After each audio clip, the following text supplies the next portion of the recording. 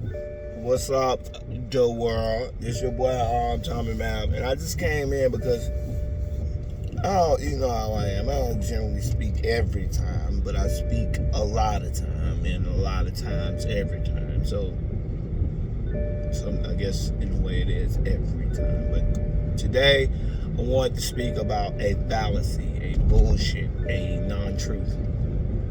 Michael Jordan got the loudest pop at the All-Star game.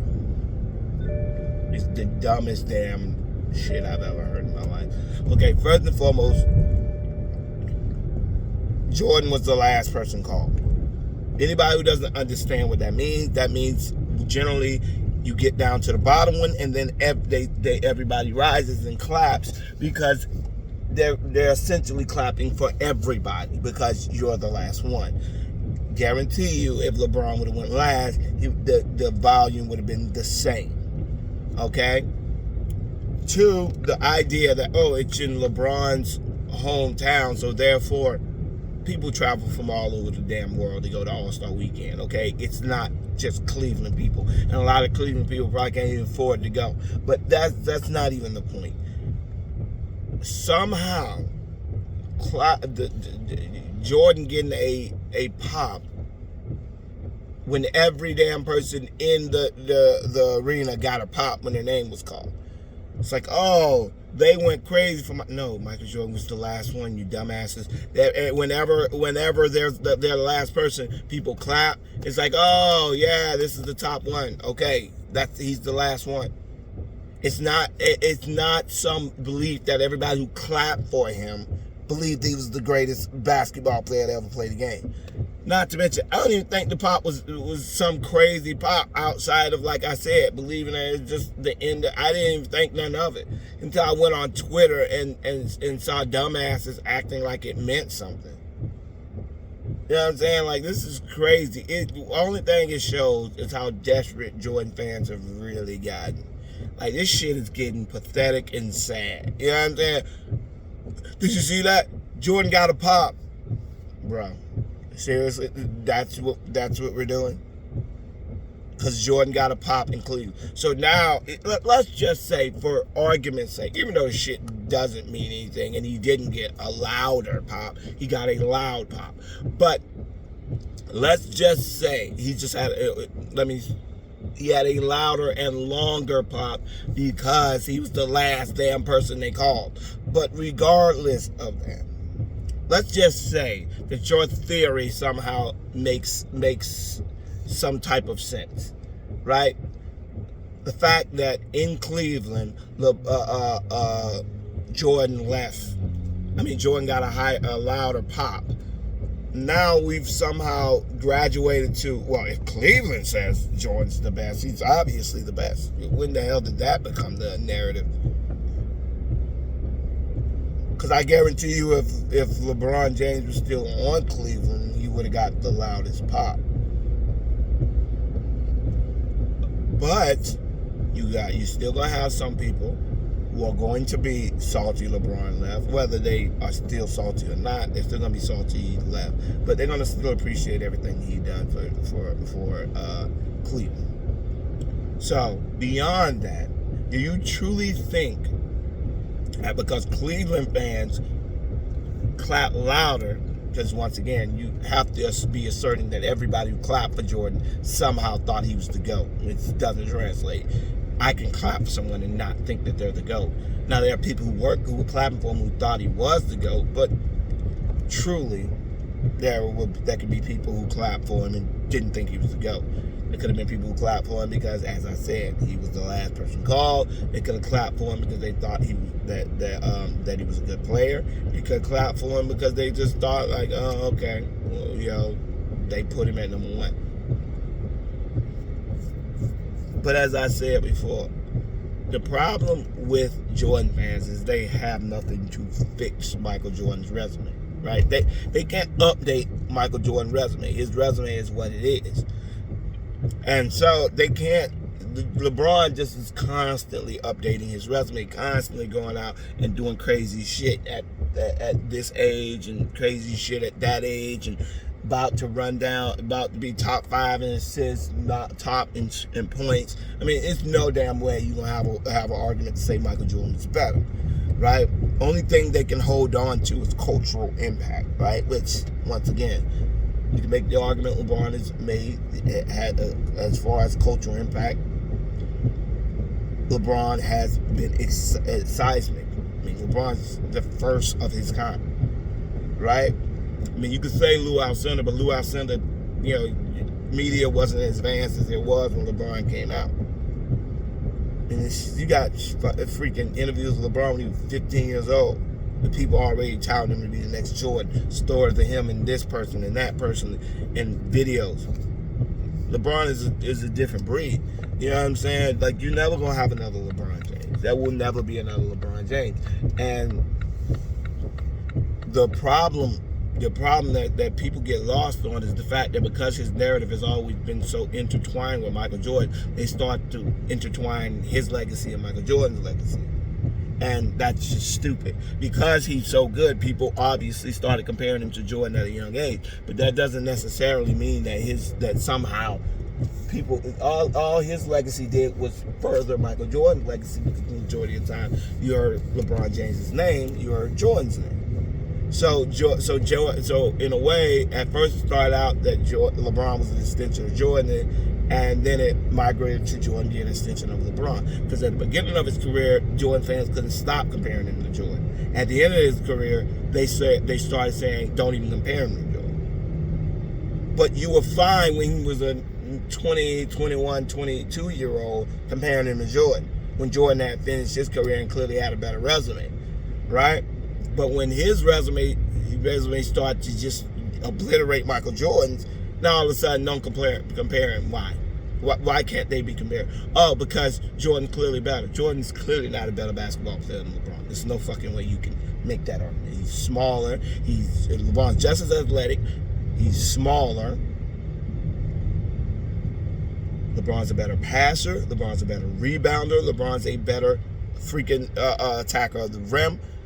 I mean, Jordan was a ferocious attacker of the rim, but he wasn't like a Sean Kemp / freaking Karl Malone type of player. He had to manipulate his body when he attacked the rim. Generally, LeBron can take you in the post. Michael Jordan can take you in the post. He had one post move. That was that turnaround J. That's it. Him and Kobe had that one post move. They couldn't play in the post like LeBron plays in the post. It's just fucking ridiculous to compare the two. LeBron is an all-level scorer, man. He can score from anywhere. You know what I'm saying? Is he Kevin Durant? No, but Kevin Durant ain't him. Kevin Durant can't do what LeBron James does in the mid-range in the box. Yes, but Kevin Durant is a better shooter than LeBron. It's obvious. But Michael Jordan ain't. So you ask the question, what the hell is Michael Jordan? And that's when we get into the mythical and freaking mythos. You know what I mean? That's when we jump into this pool of stupidity. Oh, Jordan just was a dog. What the hell does that even mean? No, he's a human. You know, I'm saying he had a killer instinct. Yeah, we go. So we get into subjective shit that none of us can quantify now, because you don't have any actual empirical data to back up what you're saying. No empirical data, just all theoretical bullshit. You know what I'm saying? Just the freaking Einstein of basketball talk. Anybody get that reference? Einstein to me is like the biggest fucking fraud. Like 90% of his shit was theoretical. He never proved the damn thing. Was never able to achieve or see anything that he theorized actually play out. Outside of dumb shit that you didn't need him to tell you. You know, shit like, every reaction has an opposite reaction. First of all, that's bullshit. Every reaction does not have a reaction. Outside of whatever reaction happens is the reaction that happens. It's not tailor-made for that reaction. It's just the reaction you gave. But outside of that, it's bullshit. I don't need somebody to tell me that if somebody punches me in the face, I punch them back. That's just dumb shit. But that's what you get with the Jordan thing. As long as I leave it in the subjective theoretical science, and theoretical data, then you can never truly prove me wrong, because it all comes down to opinion. And if I want to put opinion over fact, my theoretical opinion over his empirical fact, then I win. But if we're talking about who's the better player, who won more with least? LeBron did. Has Michael Jordan ever been good without a good team? No, he hasn't. So you ask the question of, okay, so you can't say that his way of doing it was a better fit for any team. You can't say individually he's a better player than LeBron. And then you can't even, only thing you can say after years and years of arguing with people is somehow Scottie Pippen didn't mean anything. Somehow Dennis Rodman, who's also in the top 75, didn't mean anything. Right? And it just blows my mind. Because nobody on LeBron's side argues that D-Wade wasn't a good player. Nobody argues that, right? Nobody argues that Chris Bosh wasn't a good player. LeBron fans don't do that. They demean his teammates to big him up. Jordan fans are the only ones that do that. They're the only one who criticize his teammates because somehow LeBron changed the barometer. LeBron changed it because he started going deep and deep and deep in the playoffs with garbage teams, which Michael Jordan never did. So then we got the excuses. Oh, the East was weak. This. And then LeBron goes to the West. The West is weak. LeBron is damn near averaging 29 points at damn near 40. And you still nitpicking him. Why? Because Jordan. Guy who never uplifted any of his teammates, and most of his fans do nothing but attack all his teammates, trying to act like he was out there 1-on-5 scoring 30 points a game, when really he was just the dude that didn't give a shit about anybody else looking good as long as he did, right? But I ain't even gonna get into personal shit. I'm just gonna say Jordan fans are dumbasses, most of them. You know what I'm saying? They don't.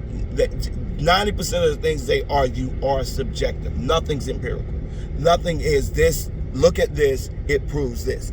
All of it is, look at this, and in my opinion, it says this. Well, Jordan 6-0. Yeah, he had a really good team. They won 72 games. Yeah, that's because Jordan's so good. Okay. I think it's because his team's so good. Prove me wrong. They can't. Well, I mean, Jordan averaged this. Yeah, because he shot way more than everybody else. So he probably averaged more points, but Scottie Pippen had a better efficiency rate. He had a higher, Pippen had a better efficiency rate, better team in steals, blocks, rebounds, and assists. So you can make the damn argument that Scottie Pippen was more important than Jordan was. So, this is the point I'm making. They live in the subjective realm. Plausible deniability. You can't prove it, so therefore it doesn't exist. Except they use it in reverse. Somehow, because you can't prove that Michael Jordan is the reason they won 72 games, it somehow means that Jordan is the reason they won 72 games, because they can just keep saying it. Right? Because, like I said before, they can't point to any actual, is he a better passer? They know Jordan wasn't no damn better passer than LeBron. They know that Jordan wasn't no damn better rebounder than LeBron. He was a better defender. Why did LeBron guard the number one player in his prime? LeBron guarded the number one player on the offense, deep on the offense.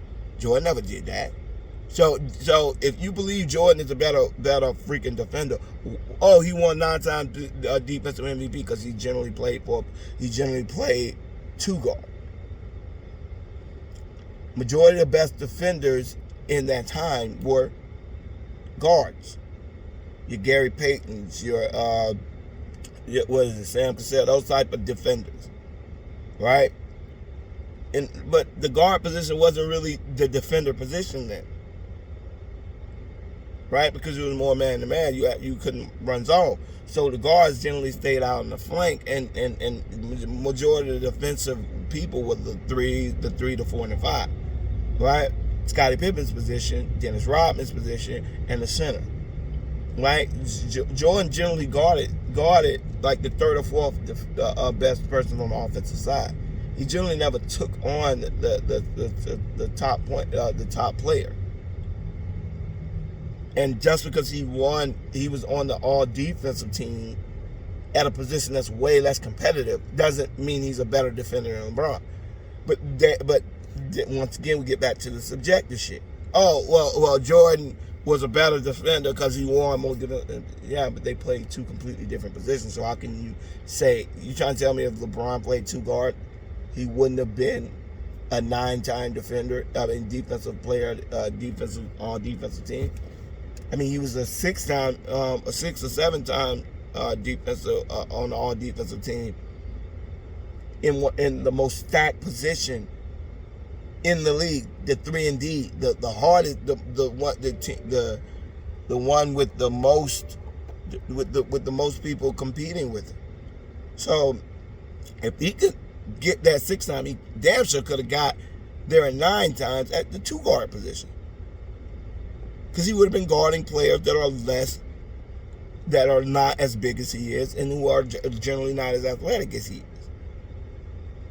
So but like I said, it comes down to the subjective, right? They can't. That's the only thing they can say. Well, he averaged more points. Yeah, he averaged more points because he shot way more shots. He had more opportunities to score more points. LeBron is way more efficient than he is. LeBron's points. LeBron is gonna end his career with more points than Jordan, and Jordan still shot way more shots than he did. So if you look at the freaking argument on a basis of fact to fact, there's not many facts that support Michael Jordan being the GOAT. The only facts you have to say that Michael Jordan is the GOAT is the fact that you liked him growing up. That's it. Once again, we fall back into the mythodom. We fall back into the mythos. Oh, Jordan once, did a freaking 360 dunk with Patrick Ewing holding a freaking piggyback riding, and as he dunked. Like, I didn't see that. Yeah, he did it at a shootout. I mean, at a Rucker game one time. My homeboy was there. Yeah, but you can't prove it. It happened though. So that's why I think Jordan the GOAT. Okay, but you realize a person can't cross-examine your memories. What factually do you have to support what you're saying? What data can I look at to say, you know what, you're right? You have none. He's 6-0 in the finals. That's a team record. That's not an individual record. That means you will have to discount the other 2 All-Stars he played with. The problem you have with LeBron is the players that played with Jordan were good on other teams. Rodman was good on the Pistons. Horace Grant was good on the Magic. Scottie Pippen was good on every team he played with. Guys who played with LeBron outside of D Wade, maybe Chris Bosh, because Chris Bosh never played after LeBron, so I don't know how good Chris Bosh would have been without him. But look at Kevin Love. Kyrie Irving's a freaking mess. I mean, how many of these players actually ended up being successful without LeBron? Hardly any of them, right? Jordan's players, Grant went to a finals without him. Pippen damn near went to a finals without him. Rodman won 2 championships without him. So you asked the question and won defensive MVP before he ever got on Jordan's team. So you sit there and you ask, those players were good before they ever met Jordan and after they met Jordan. You can't say that about any of LeBron's teammates outside of D Wade and maybe Bosh, because the rest of them ain't win shit without LeBron. All the teammates LeBron had needed him more than he needed them. That's just facts. And you can make at the end of the day, you can't make the argument that Jordan needed Pippen more than Pippen needed Jordan. You cannot make that argument. Because there's no way of proving it. Because Pippen did every damn thing. So all Jordan had to do was score. Pippen did everything else. So explain to me where in this equation you would get the idea that somehow Jordan is more important than Pippen, outside the fact that you like Jordan more. Factually, prove that. Because Pippen had way more effect. When Pippen, they were horrible when Pippen sat out, when Pippen was fighting for that when they were screwing him out of his money, and he said, okay, I'm just gonna go get surgery. They stunk. They were losing to the worst teams in the league without Scottie Pippen. So someone explain to me how all of a sudden, in all this empirical data points, Pippen was more important. Because every team that Jordan ever played on that Pippen wasn't with him, they never made it anywhere. They never made it past the first round. First round, yeah, without Pippen. So what are the criteria you use to say that Jordan's more important than Pippen when Pippen's results are better than Jordan's without him? You have none. It's just all subjective, theoretical, I believe, because I. You don't have no actual data to back up what they're saying. They just want shit to be true. And when you sit around and you keep pressing them on how bullshit their narratives are, they start to get more and more belligerent and more childish and immature, and just start saying shit like LeBron missed a free throw in 2007, so therefore he's disqualified from being a GOAT. Then somebody shows a clip of Michael Jordan missing it, and then we go into the theoretical again. Well, Jordan had a mosquito bite on his elbow, so you gotta factor that in, and then he had a mosquito bite on his elbow, and you gotta remember that he was playing in Jersey at that time, and the earth was turned sideways, so it was slightly. Hey, bro, come on. Start putting excuses all about the ass, and you say like, come on, bro, just like he didn't play well. They lost to the man. That wasn't actually Jordan. Who scored? So y'all can brag about the fact that he scored 50-some points a week after he got back. He was Jordan enough to do that. And in the series they lost, he was averaging 30. So it had 155 shots. So somebody explain to me, what about Jordan's game was changed outside he played better competition? For once, he was going up against a team that had more talent than he did, and he lost. Well, no. Every time he played a team that had more talent than him, he lost. So, as I said before, believe what you want to believe, but facts are facts. And if you ain't, I laugh at that shit. When you ain't got no empirical data to back up the stupid shit you say, I laugh. Because I know you just pulling for straws. And this Cleveland Cavalier shit is the prime example. Just grasping for straws. Any damn thing they can get. Do you hear that? Yeah. Like this, like that crowning achievement of the damn year. Michael Jordan high-fiving people and shit. Like in his mind, he just, I just proved that I'm still the GOAT. No, you didn't prove shit. You proved that people clap for you and think you're a good basketball player. But regardless of that, let people believe what they want to believe. Don't fight with Jordan fans. It's like fighting with a retarded person. You know what I'm saying? An emotionally unstable person. You know what I'm saying? Just let them go. And then at the end, just laugh. Because doubt will creep in when you start laughing. Because then they have to analyze what they're actually saying, and then it never goes well. But all right, y'all. Please comment, subscribe. Let me know what y'all think. All right, y'all. Peace.